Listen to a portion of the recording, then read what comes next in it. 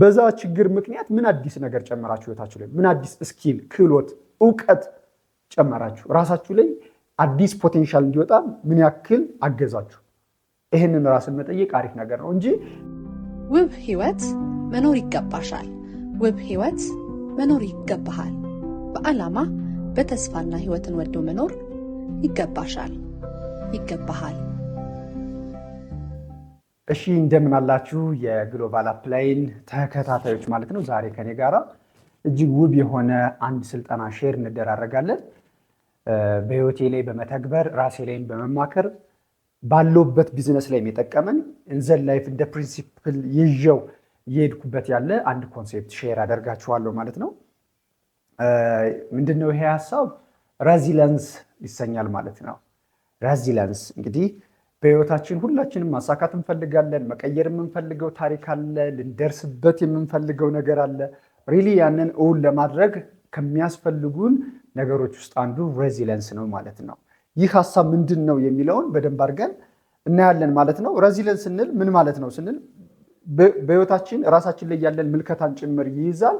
በነገሮች ውስጥ የመቋቋም ብቃታችን አንድን ነገር እስክናሳካው ድረስ በዛ ነገሮች ውስጥ እይታችንን እያስተካከልን አቺቭ እስክናደርገው እውን እስክናደርገው ያሰብነውን ሀሳብ ያቀድነውን እቅድ በእጃችን እስክንይዘው ድረስ ጸንተን ፕላስ ደግሞ ሜቶዶቻችን እየቀየርን ያን ነገር ለማሳካት በቅንነት እና እንዲሁም ደግሞ በዲሲፕሊን እውን ለማድረግ የምንሄደው አቺቭ እስክናደርገው ድረስ ያለው ማንነት ሬዚለንስ እንለዋለን ማለት ነው። እስክናሳካው ነገ የምንደሰትበትን እውን ስናደርገው በቻሌንጅ ውስጥ አልፈን ያለን ደስታ እስክናየው ድረስ የምንሄደው ፕሮሰስ ውስጥ ነው። ያው አብዛኛውኑ ለውጥ የሚጀምረው ከራስ ፕላስ ደግሞ በዋናነት ከውስጥ ነው አይደለ? ሬዚለንስ ውስጥ ላይ ያለ ነገር ነው። ከራስ ጋር ያለ ትግል ነው። በነገራችን ላይ 3 ኮንሴፕቶችን ከሬዚለንስ ጋር በተገናኘ እናያለን ማለት ነው። እንግዲህ በህይወታችን ንፋሱን እንዳይመጣ ንፋሱ እንዲቆም ማድረግ አንችልም። ሸራችንን ግን ማስተካከል እንችላለን አይደለ?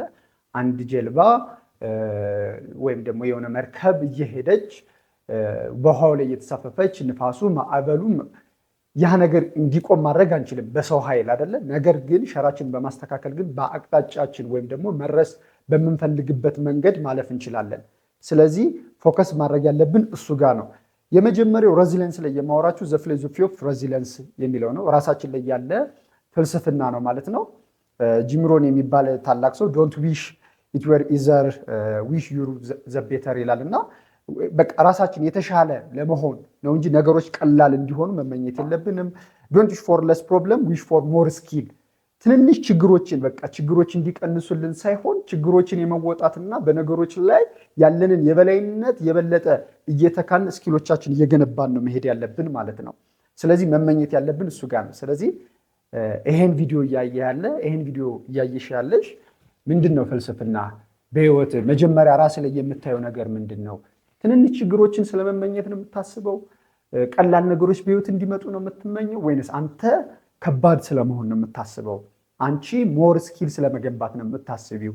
ፍልስፍና መጀመሪያ ሆኖ አእምሮ ጋር ያለው ነገር ምንድን ነው የሚለው መቃኘት በጣም አሪፍ ነገር ነው። ስለዚህ ቀላል መሆን መመኘት ሳይሆን አንተ የተሻልክ መሆንን ነው ማመንም ማሰብም ያን ማንነትን መያዝ ያለብህ ማለት ነው። ስለዚህ እስኪ ራሳችሁን ቼክ አድርጉ። ባለፈው ሳምንት ወር አንድ ወር ካጋጠሟችሁ ፕሮብለሞች ውስጥ የሰው ልጅ በምድር እስካለ ድረስ በችግሮች ያጋጥሙታል፣ ፈተናዎች ያጋጥሙታል። ካስተዋልን ደግሞ የተሻለ ነገር በቢዝነሳችንም በተለያዩ ዘርፋችንም ይበልጥ የምናድግበት ነገር ነው የሚሆነው። እስኪ አንድ ያጋጠማችሁ ችግር ያንገጫገጫችሁ ተግዳሮት ምንድን ነው? እስኪ ቼክ አድርጉ። ፕላስ ቆም አድርጋችሁን ቪዲዮ ብታዩት እዚህ ጋር ሪከመንድ አደርጋችኋለሁ። ያን ችግር ምን ያስተማራችሁ? ያ ችግር ምን እስኪ እንድትገነቡ አነሳሳችሁ? አንዳንዴ በህይወታችን የሆኑ ፕሮብለሞች ለምሳሌ ከገንዘብ ጋር የተገናኙ ነገሮች ሲገጥሙን ስለ ገንዘብ ያለንን ዕውቀት ለመገንባት ትኩረት እንድናደርግ ያግዘናል። ግን በዛ ነገርም ማማረርም ትችላለህ። ኦር ስኪልም አዲስ ዕውቀት እንድትማርበትም መጠቀም ትችላለህ ማለት ነው። ለምሳሌ እኔ ልጅ እያለሁ አካባቢያችን ላይ ሰርከስ ስፖርት ምናምን የሚሰሩ አይ ነበር እና እንዲህ ሲገለባበጡ ምናምን ሳይ በጣም እቀናለሁ ማለት ነው። እኔም እንደነሱ በሆን የሚል ጉጉት ነበረኝ። በዛ ሰዓት ምን እንዳደርግ አደረገኝ? ወደ ስፖርቱ እንድገባ አደረገኝ ማለት ነው። እንደነሱ ለመሆን መመኘቴ ወይ እንደነሱ በሆን እኮ እነሱ እኮ እንዲህ ስለሚችሉ እኮ ብዬ በልጅነት አእምሮ እንደዛ ብዬ አልቀረውም። ይበልጡኑ ወደ አክሽኑ መግባት ሪከመንድ እንዳደረግኩት ማለት ነው። ራሴን ገባው በስፖርቱ። እንደውም እዛ ካሉ ሰዎች ውስጥ ቶፕ ከሚመረጡት ውስጥ ከሆነ ዓመት በኋላ መመረጥ ቻልኩ ማለት ነው። ይበልጡኑ ካየኋቸው ሰዎች ይበልጥ ፐርፎርም በማድረግ ጭምር ማለት ነው። ስለዚህ እናንተስ በህይወታችሁ አንድ የገጠማችሁ ችግር አለ አሁን ላይ ለምሳሌ ነገርኳችሁ እንጂ እዩት ራሳችሁን። ከዛ በዛ ችግር ምክንያት ምን አዲስ ነገር ጨመራችሁ ህይወታችሁ ላይ? ምን አዲስ ስኪል፣ ክህሎት፣ እውቀት ጨመራችሁ? ራሳችሁ ላይ አዲስ ፖቴንሻል እንዲወጣ ምን ያክል አገዛችሁ? ይህንን ራስን መጠየቅ አሪፍ ነገር ነው እንጂ ችግሩ ሲመጣ ችግሩን ከማየት ይልቅ በችግሩ መካን የምንችለውና ማምጣት የምንችለውን ውጤት ማስተዋል አንዱ የሬዚሊየንስ ፊሎሶፊ ነው ማለት ነው። እሱ ጋር በጣም ማስተዋል አለብን። ሁለተኛው ኢሞሽን ቱ አክሽን ነው። ኢሞሽን ቱ አክሽን ነው። ስሜትን መቆጣጠር፣ የተግባር ሰው መሆን። ብዙ ሰው በስሜቱ ነው እየተቆጣጠረው ያለ። ደስ ሲለው ነው የሚሰራው፣ ሲመቸው ነው የሚሰራው፣ ጥሩ ነገር ሲያጋጥመው ነው የሚሰራው፣ ወይንም ደግሞ ከሆነ ከውጭ የሆነ ሰዎች ኢነርጂ ሲሰጡት ሞቲቬት ሲያደርጉት ነው የሚሰራው። እሱ ጊዜያዊ መነቃቂያ ሊሆን ይችላል። እውነተኛውን ስኬት ግን የምታመጣው በውስጥ መነቃቃት ውስጥ ባለ ማንነት ልክ ነው። ስለዚህ ኢሞሽንን በመቆጣጠር ወደ ምን መሄድ ያስፈልጋል? ወደ ስኬት። ይሄ ከዲሲፕሊን ጋር ይገናኛል። ራስን መገሰጽ ማለት ነው። ዲሲፕሊን ስንል ራስን የመገሰጽ ብቃት ነው። እንዲህ ማድረግ አለብን። መተኛት እያማረ መስራት። ስፖርተኛ ለምሳሌ ቦዲ ቢልደሮች ቅርጻቸውን እንትን ለማለት የፈለጉትን ምግብ መብላት አይችሉም አይደል? ጥሩ ምግብ ቢሆንም ቆንጆ ምግብ በጣም ጣፋጭ ቢሆንም ቻምፒዮን ለመሆን ሲሉ ራሳቸውን መቆጣጠር፣ ያን ስሜት መቆጣጠር አለባቸው። ካልሆነ ግን አንድ ቀን እንኳን የተመገቡት ምግብ ሪስክ ውስጥ ይጥላቸዋል ማለት ነው።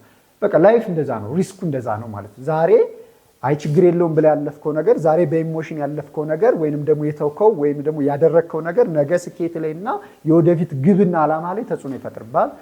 ያን ህይወት እንዳትኖሩ ሊያደርግ ይችላል ማለት ነው። ስለዚህ ዲሲፕሊን ነው የሚያስፈልገው። ኢሞሽንን ወደ አክሽን ማምጣት አለ፣ በስሜት ሳይሆን በዲሲፕሊን። የሚፈልገውን ነገር የመስጠት ብቃት ያስፈልጋል ማለት ነው። you must all suffer one two things የሚባለው ነገር the pain of discipline or the pain of regret። ሁለት ፔኖች አሉን አይደለ? የዲሲፕሊን ህመም አለ፣ ዲሲፕሊን ራሱ ህመም አለው አይደለ? ሲመችም ሳይመችም በጥሩ ጊዜ በመጥፎ ጊዜ ስራ ላይ መታመን፣ ተግባር ላይ መታመን ራሱን የቻለ ህመም አለው። ሁለተኛ ደግሞ ሌላኛው ምን አይነት ህመም አለ? ጸጸት። አሌክስ ሆርሞዚ የሚባል ሽያጭ ላይ በጣም ልዩነት ከፈጠሩ ሰዎች ውስጥ አንዱ ሆኖ ምን ይላል? ሉዘርስ ዊን ሪጀክሽን ዊነርስ ፊር ሪግሬት ይላል ማለት ነው።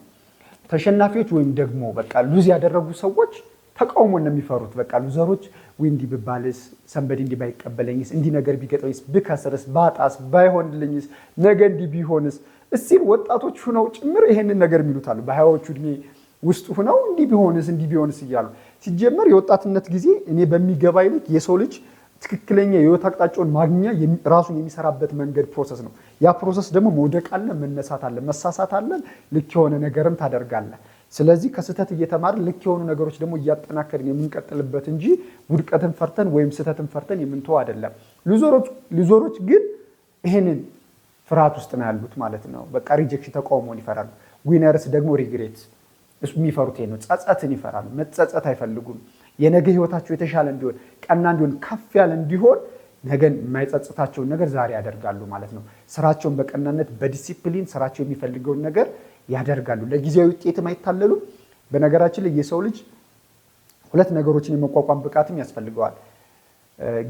ጊዜያዊ ውጤት ወይም ጊዜያዊ ስኬቶችን እና ጊዜያዊ የሆኑ ደግሞ ችግሮችን፣ ሁሉም ነገር ደግሞ ማለፍ ስለሚያልፍ አይደለ?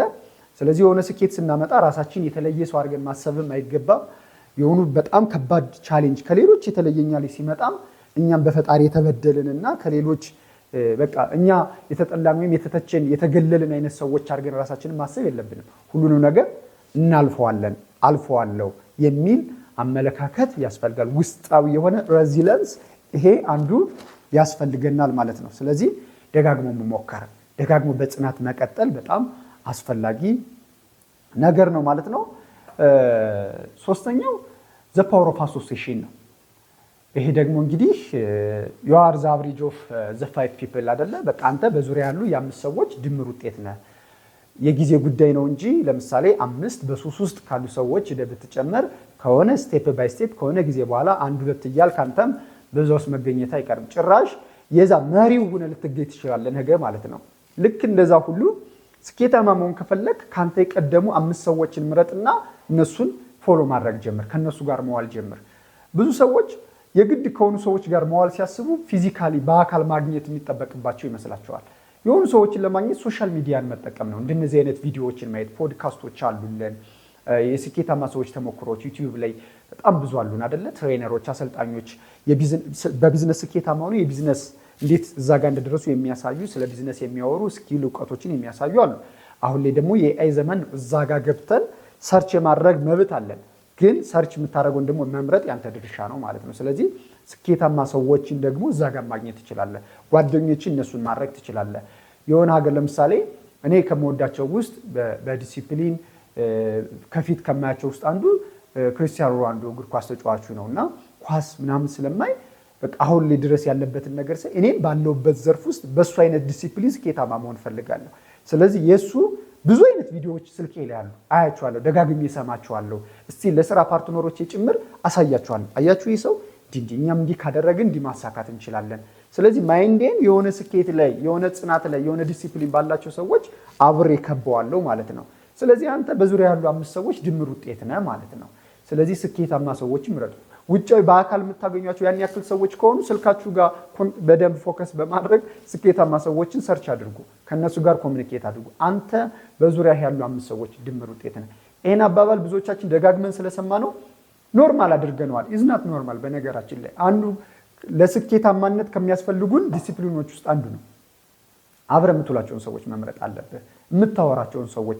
ምክንያቱም አስተሳሰባቸውን፣ አመለካከታቸውን፣ ኤክስፔሪየንሳቸውን የሚያስቡት ወደፊትም ስለ ህይወት ያላቸውን እይታ ኤቭሪ ነገር ያላቸውን እይታ ጭምር ነው በየቀኑ ካንተ ጋር የሚጭኑት ማለት ነው። ስለዚህ እናስታውስ። አንዳንድ ስልኮች አይታችሁ ከሆነ 1-2 ቫይረስ ምናምን ይትሶክ ያደለ አጽዳው ምናምን ይላል፣ ዝም ትላለህ። አዛ ቆይቶ ግን ስልክን ጭራሹኑ ስታክ ያደርግብሃል ማለት ነው። ያንን ቀድማ ለማጥፋት ቀድመ በጥሮች ብቻ ለማድረግ እንደዛ ሲጠረቀም አንተም ነገ በህይወት ላይ ስኬታማ መሆን የምትችለውን ወጣት ወይም ደግሞ አቅም ያለን ሰው አስሮ ያስቀምጣል ማለት ነው። የራስ የህይወት መሪ ራስ ነህ። የአንተ የህይወት መሪ ራስ ነህ። ይሄን ነገር ሁሌ መርሳት የለብንም ማለት ነው። ስለዚህ እዚህ ጋር አንድ ነገር በመጨረሻ እስኪ ወደ አክሽን የምንገባበት አንድ ነገር ሼር ላድርጋችሁ። ለቀጣይ 30 ቀናት ራሴን ይበልጥ የማንጽበት አንድ መከተል ያለብኝ ስኬታማ ሰው ብላችሁ የዛን ሰው ለአንድ ወር እስኪ አጥኑት። በየቀኑ 20 እና 30 ደቂቃ ወይም 10 ደቂቃም ሊሆን ይችላል። ስለዛ ሰው አጥኑ። መጽሐፍ ገዝታችሁ ሊሆን ይችላል፣ ቪዲዮዎችን ሊሆን ይችላል። በአካል የምታገኙት ሰው ከሆነ ደግሞ በአካል ያንን ሰው ብቻ አረማመዱን ኤቭሪ ነገርን በማየት ጭምር መኮረጅ ይቻላል። ስኬት ኩረጃን ትወዳለች አይደል? ትምህርት ቤት ላይ ነው እሱም የማይቻለው። ስለዚህ ሬዚለንስ አለመውደቅ አይደለም፣ ከወደቁበት መነሳት ነው። ምክንያቱም በህይወት ውስጥ አዲስ ነገር እስከሞከር ድረስ ትወድቃለህ። አንስታይን እንደሚለው ወድቆ የማያውቅ ሰው አዲስ ነገር ያልሞከረ ነው ተብሏል። ስለዚህ አዲስ ነገር ለመሞከር ከተነሳሽ እስካሁን ያላገኘውን ውጤት ለማግኘት ከወሰንሽ ስህተት ልትሰራ ትችላለህ። ውድቀት ሊያጋጥምን ይችላል። ኮንግራጁሌሽን፣ አዲስ ነገር ስለፈለክ ነው፣ የተሻለ ነገር ስለተመኘ ነው። ስለዚህ መንገዱን ማወቅ አንዱ የስኬት መንገድ ይሄ ነው የሚለውን ነገር መረዳት አለብህ ማለት ነው። ስለዚህ ሬዚለንስ ሊኖረን ይገባል ማለት ነው። በዚህ ሜንታሊቲ ትልቅ ስኬት ማምጣት እንችላለን። በህይወቴ ውስጥ ከተጠቀመኝ ትልቁን ነገር ነው ሼር ያደረኳችሁ ማለት ነው። አመሰግናለሁ። በስኬት እንገናኝ። ውብ ህይወት መኖር ይገባሻል። ውብ ህይወት መኖር ይገባሃል። በዓላማ በተስፋና ህይወትን ወዶ መኖር ይገባሻል፣ ይገባሃል።